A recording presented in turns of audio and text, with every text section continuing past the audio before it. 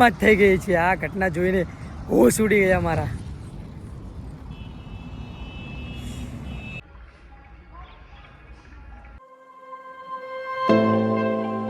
હે guys two welcome to my new blog. તો ફરી એકવાર તમારા બધાનું મારા નવો બ્લોગમાં સ્વાગત છે. તો મિત્રો આજે આપણે ગુજરાત યાત્રાનો થઈ ગયો છે 16મો દિવસ અને હાલ હું છું કબરાઓમાં મોગલમાના ધામમાં. એટલે કે આજે આપણે નાઇટ અહીંયા જ રહ્યા હતા અને આજે સવારમાં આપણે વહેલા જાગી અને મા મોગલમાના સરસ દર્શન કરી લીધા છે. પણ તમે પણ બહાર રહેતા દર્શન કરી લો, કારણ કે અંદર તો ફોન અલાઉડ નથી.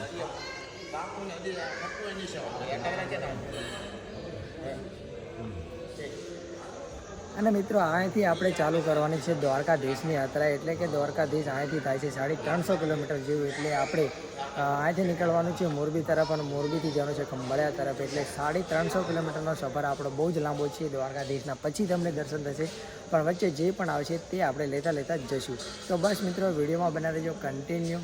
હવે આપણે આગળ નીકળવાનું છે. તો બસ મિત્રો ચાલો બધાને જય મા મોગલ.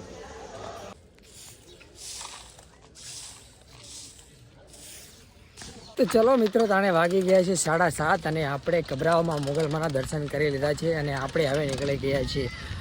જવાનું છે આપણે દ્વારકા તરફ. દ્વારકા અહીંથી થાય છે 350 કિલોમીટર. એટલે આપણો સફર બહુ લાંબો છે. તો ચલો તાણે વિડીયોમાં રહેજો કન્ટિન્યુ.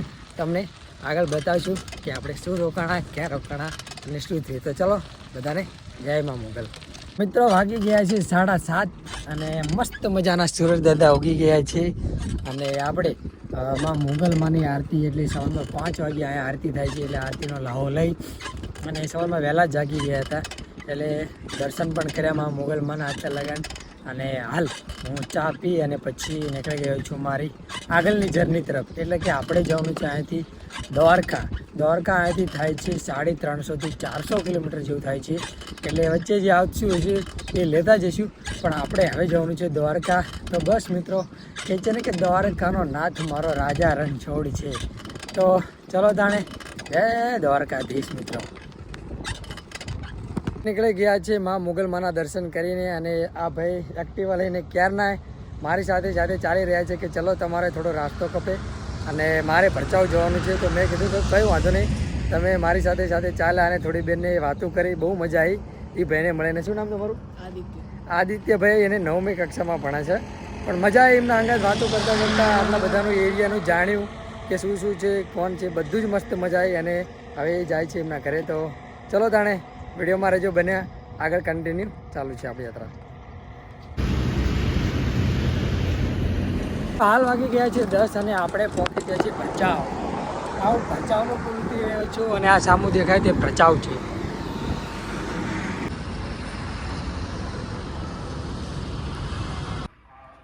મસ્ત લાગે.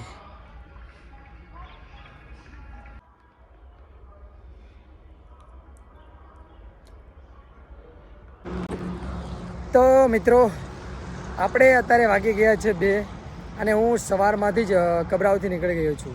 અને વચ્ચે આ હનુમાન દાદાનું મંદિર આવ્યું, માનસ હનુમાન દાદાનું મંદિર, હનુમાન દાદાનું ધામ છે. ત્યાં સરસ બોર્ડ ઉપર લખ્યું હતું કે તમારે યાત્રાળુ માટે રહેવાની અને જમવાની વ્યવસ્થા છે. તો હું અંદર જોયો એટલે મને સરસ જમવાનું મળી ગયું. એટલે જમ્યું અને હનુમાન દાદાના દર્શન કર્યા.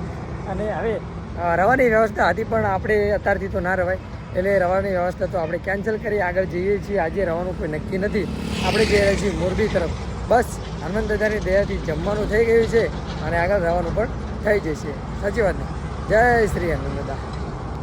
તો મિત્રો આપણે અત્યારે મોરબી તરફ જઈ રહ્યા હતા અને આપણા નજીકના એટલે કે બાવળાની નજીકના સાંકોળના 2 ભાઈ મળી ગયા. એટલે મને ભાળી ગયા એટલે બંને ઊભા રહ્યા અને અમે હોટલમાં ચા પીને આવ્યા છીએ. જો તમારું નામ શું? નવઘણભાઈ અને કરણભાઈ બંને સાંકોળના છે અને મને ભાળી ગયા એટલે તરત ઊભા રહ્યા. કોઈક આપણી નજીકના મળે ને તો બહુ આનંદ થાય, કારણ કે ઘણા દિવસથી કોઈ નજીકના માણસ જોયા ના હોય ને એટલે બહુ મજા આવે. એમ થાય કે ઘડીક બેસીએ, થોડી વાતો કરીએ. પણ 2 ભાઈઓને મળીને મને પણ આનંદ થયો, કારણ કે એ સોલરમાં કામ કરે છે. આ ગાડીઓ ચલાવે છે 2, પણ અત્યારે જાય રહી છે વિરુંગામ છે આપણા મોગલમાનું મંદિર છે ને ત્યાં. તો મને ભાળી જાય એટલે બંને અમે 3 ચા પીધી અને બહુ જ મળીને આનંદ થયો કે આપણા નજીકના ભાઈઓ છે. તો ચલો જય શ્રી રામ. તો મિત્રો આ ઘટના આજ રાતની જ બનેલી છે. આજે રાતે આ કોઈ ગેસનો ટ્રક ભર્યો તો ફૂટી ગયો. તો આજુબાજુ આ ખટારાવાળા સૂતા હતા એ બધા બાય ચાન્સ, ખબર તો મને બહુ પણ નથી. પણ એક ભાઈને પૂછ્યું પછી કીધું હતું એટલે ઘણું બધું સળગી ગયું છે આજુબાજુ અને બહુ મોટી દુર્ઘટના બની છે.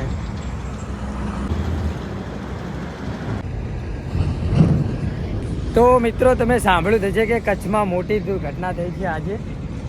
એક ગેસનો જે ટ્રક આવે ને જે મોટો એ આ બ્લાસ્ટ થઈ ગયો એટલે આ ખટારા પડ્યા હતા. રાતે સવારમાં સૂતા હતા એ બધા સળગી ગયા અને એક ખટારો તો રોડની ઉલકાર પડ્યો છે. એક ઉલકાર આગળ જે ગેસનો જે મોટો ટ્રક એ ઉલકાર આગળ જતી રહ્યો છે, આગળ જઈને પડ્યો છે અને 5-6 ખટારા તો અહીંયા પડ્યા છે. તમે જોઈ શકો છો લાઈવ.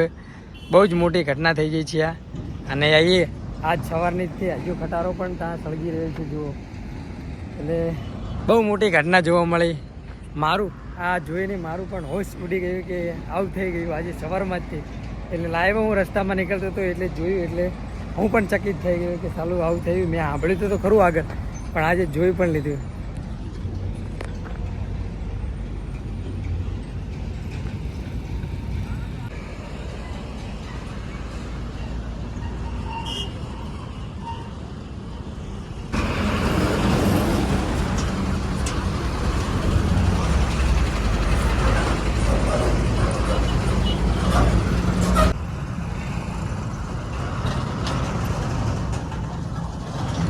બહુ ખતરનાક ઘટના છે આ મિત્રો. જો હજુ આ ખટારો લગે છે. એટલી ખતરનાક ઘટના આજે સવારમાં જ થઈ ગઈ છે. આ ઘટના જોઈને હોશ ઉડી ગયા મારા.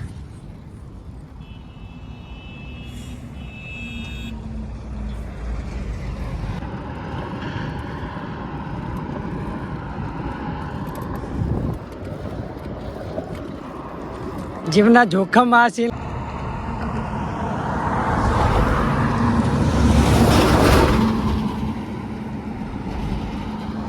तो हे गाइस अभी के वागी गए 5:30 और આજે રોકાવાની મસ્ત જગ્યા મળી ગઈ છે.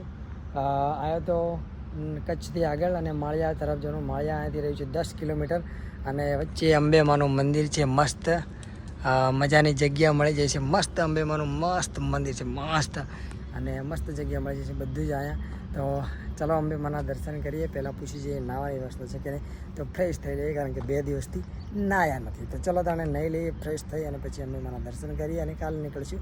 કાલે આપણી યાત્રા તરફ. તો કરજો, ચલો તો કન્ટિન્યુ.